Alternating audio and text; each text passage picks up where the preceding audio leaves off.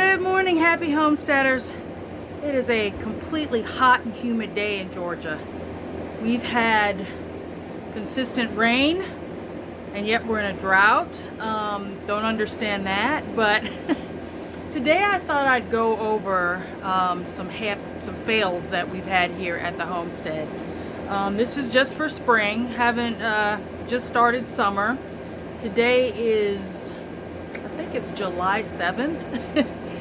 And I'm about to harvest some onions that went into the ground, I believe last November. I really should write this stuff down, but sometimes in my excitement to get things in the ground, I just forget when I put them in there. So I've done a lot better with writing down things and keeping them on my calendar. But there's something special about these onions that I'm gonna harvest, and they are part of today's spring fail gardening video. So you may have remembered before, I said in this bed with the strawberries, I had accidentally planted long day onions. So that is my first fail, because these are a fail that I need to harvest.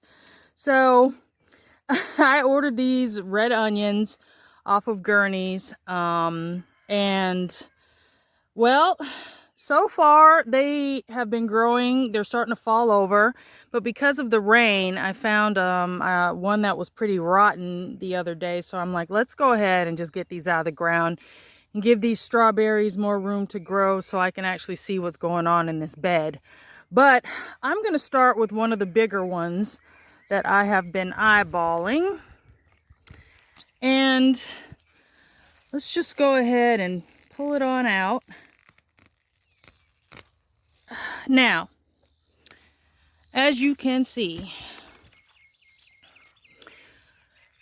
these onions aren't necessarily a bulb, however, they are bulbous. So my idea is I'm going to cut these off, or just leave them as is and dry them out completely, and maybe tie them up like garlic. I haven't decided yet, but first I need these them to dry out, because again, like I said, they were getting soggy. They're very firm, and this is food, so they've been in the ground. Like I said, I believe I planted them last October, November, and yeah, that's still a pretty significant bulb. This is food. So you may or may not call it a fail, because you have grown edible food, and sometimes when you grow onions, they only get as big as this bulbous part. So you know what, I'm gonna go ahead and harvest these and get them on out to dry.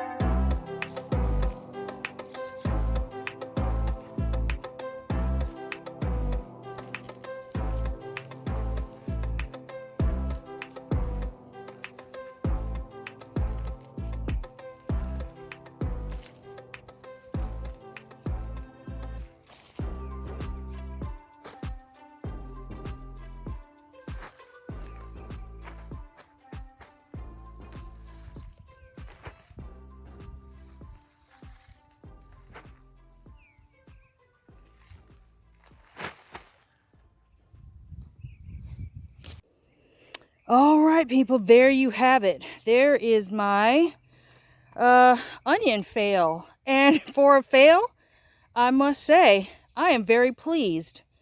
So whoever was saying, and there are a lot of people who say you can't grow long day onions in Georgia, I say, take a look, or in the South, period, not just Georgia. I'm going to say, take a look at this. That's a substantial size onion there. It's filling my hand. All right? And I have a lot of these. I probably could have left them in longer. But like I said, there's a lot of rain. And I don't trust that they didn't rot. Some of them could have gotten bigger. But you know what? This is a pretty good harvest. So, fail, not fail. So if you ever accidentally are in the South and you buy the wrong onions, just take a chance. You may have to leave them in the ground longer. Just make sure you have soil that drains pretty well and you won't have rot issues. I had one rotten onion. That's what sparked me to pull these. I had one rotten onion out of all of these. Amazing. So I'm pleased.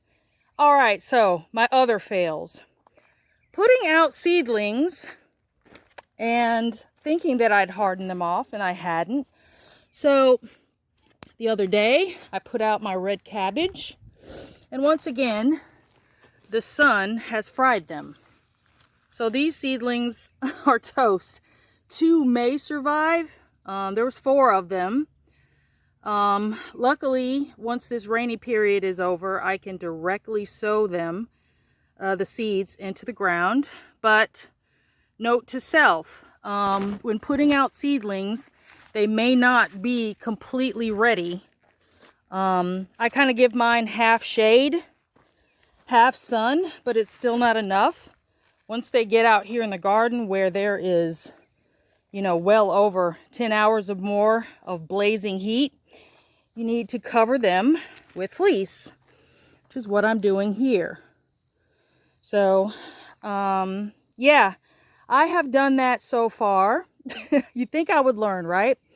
So I have fried my cabbages.